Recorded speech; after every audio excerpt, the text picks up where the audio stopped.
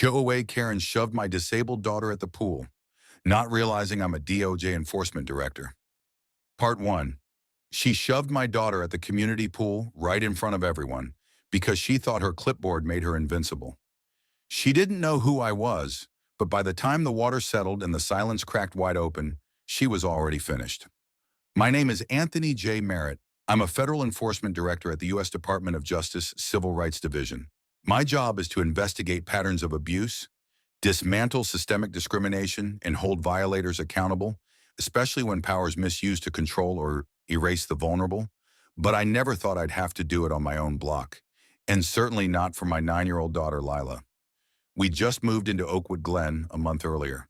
The neighborhood was known for its mature trees, spacious lots, and a community pool that looked like it belonged in a resort brochure. It was the kind of place we dreamed about, where Lila could enjoy a little freedom and I could relax without having to be on alert all the time. Lila was born with spina bifida. She uses leg braces, sometimes a wheelchair, and always swims with a special flotation vest that gives her freedom in the water without risking safety.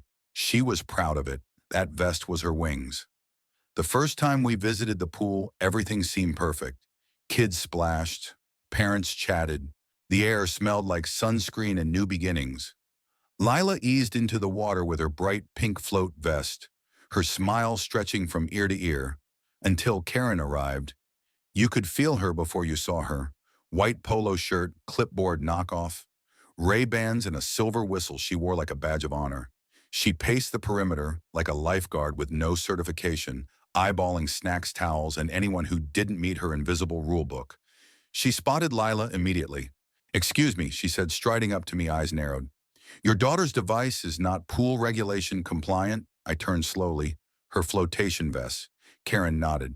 "It's not community approved. Bright colors distract from the aesthetic, and flotation aids must be reviewed by the HOA before use. There is no official HOA here," I said calmly. "Well," she snapped, "I represent the Oakwood Neighborhood Visual Standards Task Force, and we have rules." I looked her in the eye. "I work for the DOJ. I know the rules." She flinched. "This isn't about politics. This is about decorum." Lila swam blissfully unaware. I smiled and walked away, but Karen wasn't the walk-away type. The next day, we found a printed letter taped to our door. "Notice of non-compliance pool use violation. Unauthorized flotation aids used by minor in open swim. Please remove from future use to avoid community action." It wasn't signed, just stamped with a fake seal that read ONVST. Like it actually meant something. I reported it to the neighborhood association.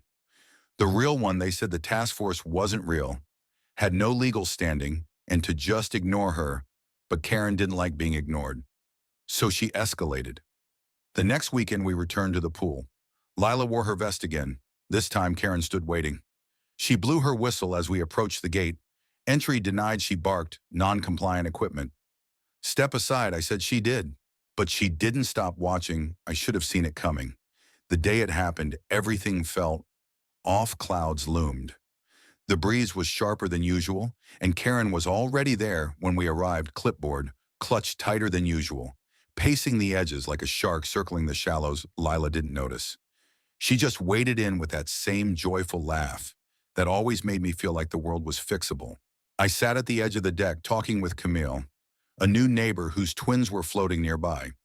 We sipped lemon water, talked about school plans, life, the kind of small peace I hadn't known in years. Then we heard it, a whistle blast, then shouting, then a splash. I turned and my heart stopped. Karen was standing at the edge of the pool. Lila was in the water, struggling her float vest, slightly askew, one leg brace, half floating, one missing. And Karen, she was shouting at her, "Get out if you can't swim properly." "This isn't therapy time," Camille screamed. I sprinted, but not fast enough. Karen stepped forward and shoved. Lila hit the water hard. Her face disappeared beneath the surface, and her body twisted sideways. People gasped. Phones came out, and that's when everything in me, everything I'd trained, prosecuted, enforced, came flooding forward. I jumped into the pool, lifted Lila, held her trembling body against mine. Her face was wet, pale, shocked. Her lip bled where it hit the side. Karen backed up, realizing too late that she'd just shoved a disabled child in front of witnesses. And one of those witnesses was her father, a federal DOJ enforcement director. I stood in the shallow end, holding my daughter, staring at Karen. My voice was low, measured, lethal.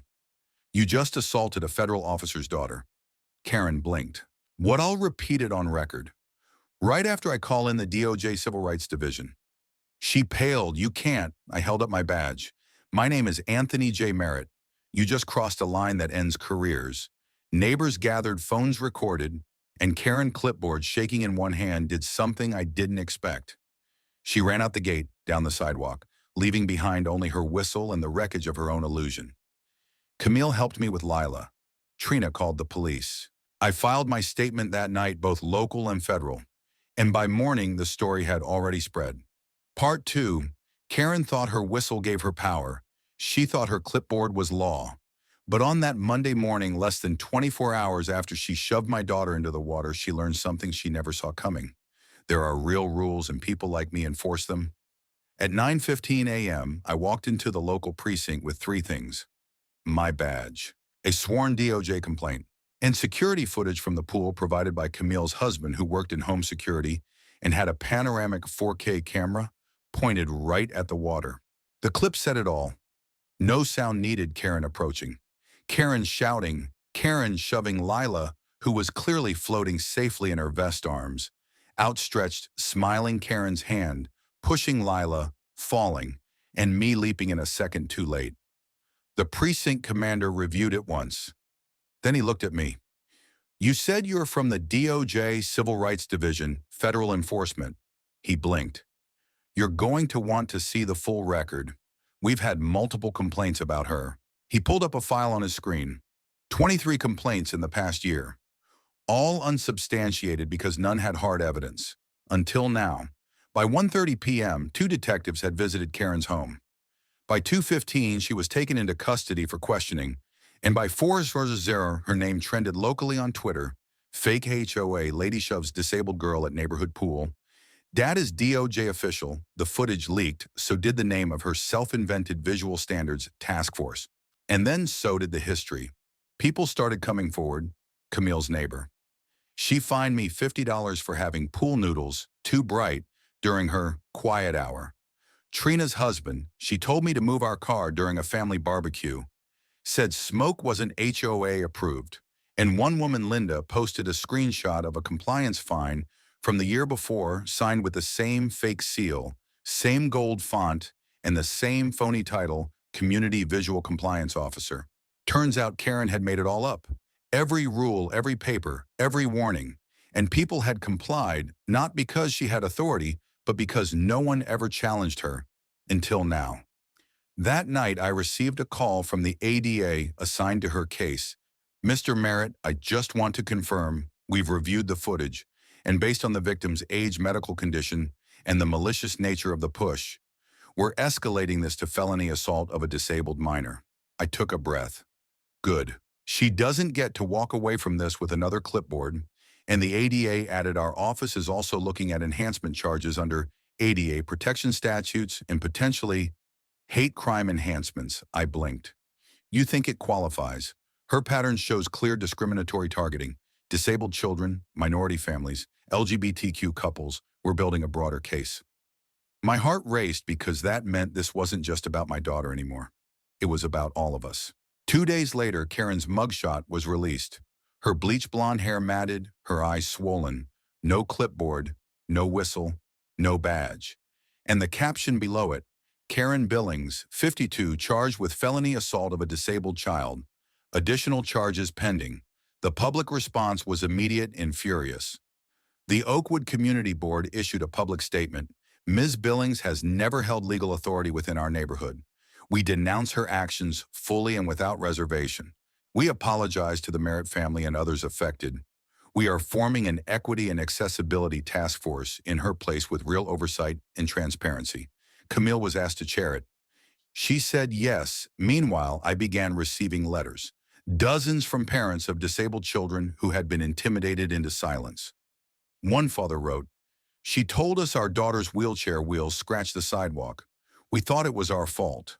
Another, she made my son cry. She said, "Those floaties look weak." I didn't know I could say no. I called them all, invited them to join a formal class action with our DOJ civil counsel. 10 families signed on. Karen's lawyer tried to spin. She was acting under the mistaken belief she had authority, but the evidence made it impossible. The fabricated notices, the seal traced to an old home design software, the videos, the witness statements, and most of all, Lila didn't speak for a day after it happened. Just stared at the water from the living room window. But on the third morning she asked, "Can I still swim?" I knelt beside her. "Whenever you want. Even with my vest, especially with your vest." She looked at me for a long time, then nodded, and the next weekend, she stepped into the pool with her head high, pink vest shining like armor. The crowd clapped. Literally, neighbors, friends, strangers. Camille brought cupcakes. Bob printed a banner. "Float freely, swim proud." The real HOA chair gave a speech. We were silent too long, but silence ends here. Karen was denied bail. Too much risk of community retaliation and too much risk of her running.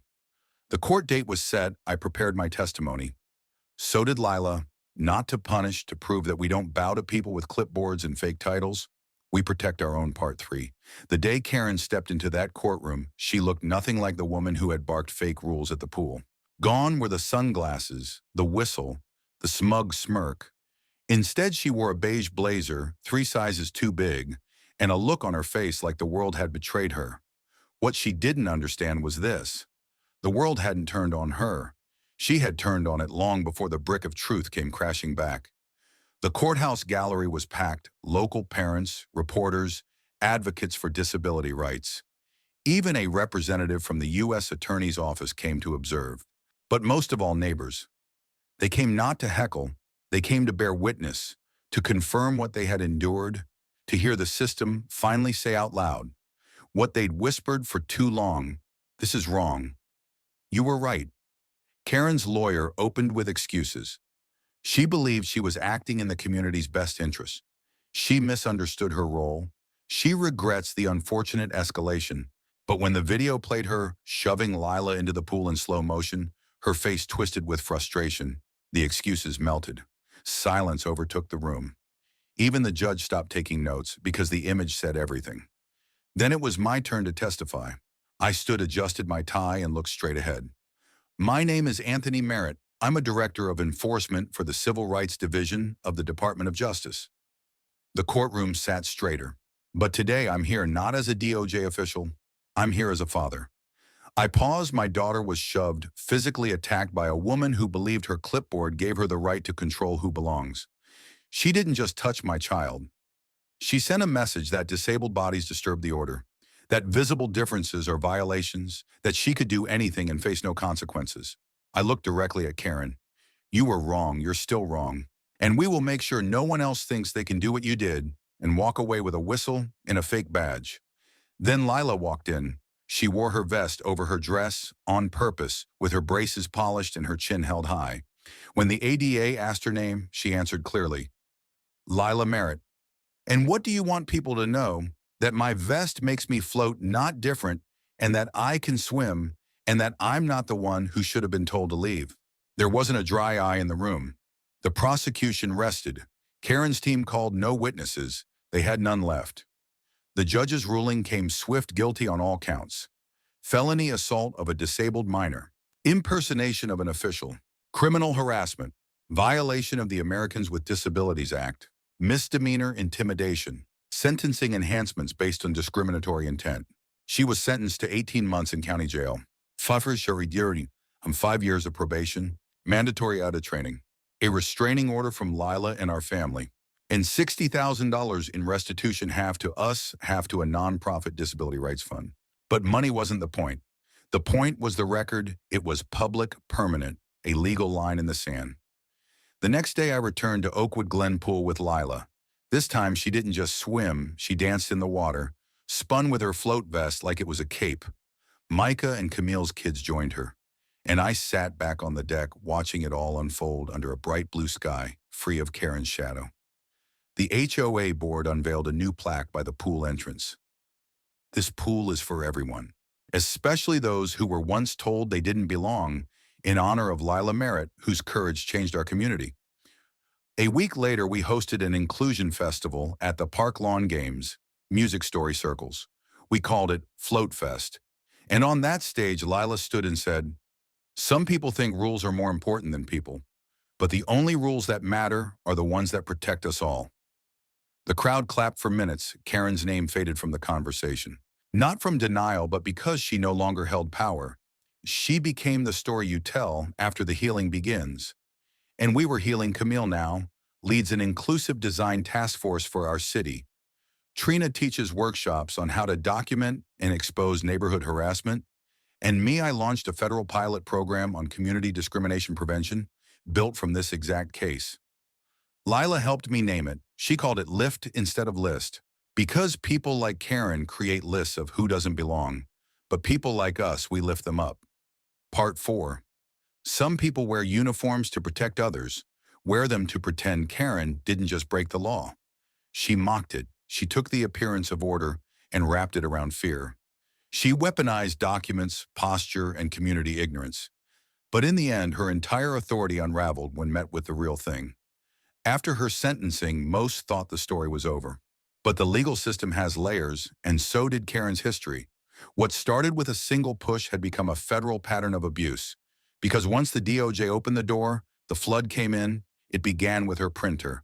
When police seized her home office under warrant, they found over 70 fake citations, multiple fabricated community codes, a list of over 200 residents categorized by race, disability, income level, and visual cohesion rating, and drafts of letters addressed to city officials demanding ADA exceptions for aesthetic purposes. In short, she wasn't just controlling. She was trying to rebuild the law in her own image, and now the law was ready to rebuild her consequences. The DOJ moved quickly. They classified her actions under Title II, ADA violations, civil harassment, and in rare language localized authority impersonation for the purpose of targeted suppression, and they didn't stop at her. They began interviewing others who helped print her notices, who received her reports and never questioned them. Not everyone was malicious, but too many were complicit. At Camille's suggestion, we held a community truth forum. We didn't call it a tribunal. This wasn't about shame. It was about exposure, about learning how silence becomes permission. We invited every resident who had received, filed, or followed one of Karen's fake notices. 27 people showed up. We read excerpts of her visual reports, subjects' home displays, excessive sensory distractions, blue tarp, lawn gnome, possibly neurodivergent child present. Trina read aloud one letter addressed to her directly. "Your child's gait may disrupt community image. Consider interior activities for him." By the end of it, more than half the room was in tears, not because they supported her, but because they hadn't realized they'd believed her. And that's the thing about authoritarian energy. It doesn't always arrive in jackboots. Sometimes it comes in polos and printed paper. But the outcome is the same: fear, silence, damage. The DOJ's final ruling labeled her actions a civil rights violation with local impact. She was ordered to attend mandatory public rehabilitation hearings, speak before 5 disability rights panels, surrender all neighborhood board involvement for life, and submit to quarterly federal review for 3 years. She didn't speak at the hearing, but I did. I stood behind the podium and faced her directly. "Karen, you faked authority for so long. You forgot what real authority looks like. You used made-up codes to suppress children. You told families they didn't belong. You told my daughter she wasn't safe where she swam." I held up a real DOJ badge. "This isn't paper. This is service. This is protection. This is earned. You printed fear. We printed freedom. And in the end, every lie you stamped with gold foil burned away under the weight of truth." After that, the press quieted down, but the legacy didn't. Blue Oakwood became a national model for community accountability frameworks. A legal toolkit I helped design focused on identifying fake rulemakers, documenting harassment, reclaiming civic power. We called it the Lila Framework because she didn't just survive a shove. She stood back up. At Home Life Simplified. Micah's Drone Club merged with Lila's Water Club. They called it Above and Below. Camille printed signs for the pool. Respect isn't compliance. Belonging isn't negotiable. We float, we rise, we stay. And Karen, she moved quietly to a town across the county, but her story traveled faster than she could. HOAs flagged her name. Civic groups cited her case. And every time someone said, "Well, we've always done it this way," someone else said, "Not anymore." On the anniversary of the incident, we held a public art event. Families gathered, kids painted.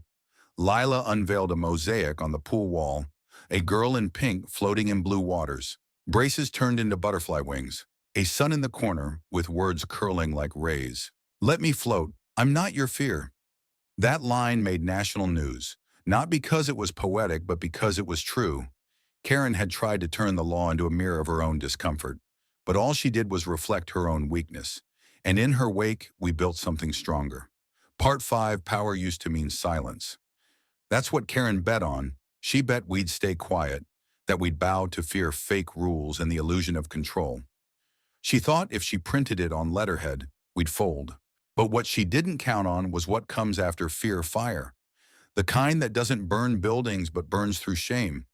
And the thing about fire is it clears space so something better can grow. A year after the incident, the community pool looked different. Not in structure, but in soul. Gone were the fake compliance signs, and their place were murals. Community built, painted by children, led by a local artist collective. One wall showed kids of every shape, brace in background, floating in the same blue water. Above them, "All bodies float here." Another wall displayed Lila's phrase, "Let me float. I'm not your fear." We made t-shirts with it. The mayor wore one at the city's summer festival. But the most powerful change wasn't the art. It was the silence, not the silence of fear, but the kind that comes when oppression lifts and people can finally breathe again. At the city level, Lila's case became the reason for reform. Karen's fake visual standards task force led to new laws criminalizing impersonation of neighborhood authority. Mandatory inclusion audits for all HOA policies. Public hotlines for discrimination reports in residential spaces. And most importantly, a shift in language. Boards were no longer allowed to use terms like aesthetic safety or community fit without legal definition, because those words had once pushed my daughter into water. Now they were redefined by us. At the national level, the DOJ launched a new department, Civic Harassment and Fabricated Authority Task Force. I was asked to lead it. At first I hesitated. It felt too personal. But then Lila said, "You already built something. Now you just need to grow it." So I accepted. And we grew it. By our second year, we had investigated over 200 community-based authority fraud cases, resolved 71 disputes peacefully with policy training, filed 32 federal complaints, and produced a handbook for schools and neighborhood groups called Power Without Paper. It started with one girl being shoved. Now it was everywhere. Meanwhile, Oakwood Glen changed too. Trina's son was elected youth rep on the community council. Camille became the city's first Black woman, elected to the HOA Oversight Board. Micah got into a STEM program that used drones for search and rescue simulations, and Lila. She became the youngest speaker at the National Disability Rights Conference at just 10. She stood on stage in D.C., under blinding lights with nothing but her voice and her vest. She didn't shake, she smiled. "You told me I didn't float right, but floating isn't just staying up, it's staying proud when someone wants you down." The room stood all of it. Judges, senators, parents. Even 3 kids in wheelchairs who rolled closer to the stage and whispered, "You said what I feel." After her speech, the DOJ asked if she'd lend her name to our next grant program for disabled youth leadership. She agreed, but on one condition. It's not just for disabled kids, it's for any kid told they don't belong. We renamed the program the Lila Fund for every voice they tried to quiet. Karen didn't attend the event. Her probation prohibited proximity to anyone involved in the case. She lived quietly now, or so we thought. One Sunday morning, I received an envelope. No return address. Inside was a note handwritten in neat, trembling lines. "You don't owe me anything. But I owe you the truth. I grew up in a world that feared difference, that praised sameness, and punished visibility. I thought I was protecting the neighborhood, but I was really protecting myself from the guilt of being small inside. I still don't expect forgiveness, but I needed you to know I finally see what I did. I tried to control a future that scared me, And in doing so, I became the thing I feared most, a ghost in a place meant for living people. I hope your daughter keeps floating forever. Ka. I didn't reply, not because I was angry, but because the real answer was already all around us. The laughter at the pool, the policy changes, the murals, the way people now said accessibility as if it belonged on blueprints, not just brochures. We never forgot what happened, but we didn't let it define us because Karen's shove wasn't the beginning. Our resistance was, and the future, the one she tried to shape with her whistle and her clipboard. It belonged to Lila now. She still wears her vest, sometimes in the water, sometimes over her clothes when she speaks. It's her armor not against drowning, but against erasure. And every time I watch her rise from the steps, arms wide, head high, braces glinting in the sun, I think you floated through fire, child. Now fly. The mona de chenten, don't know so rush to one of him.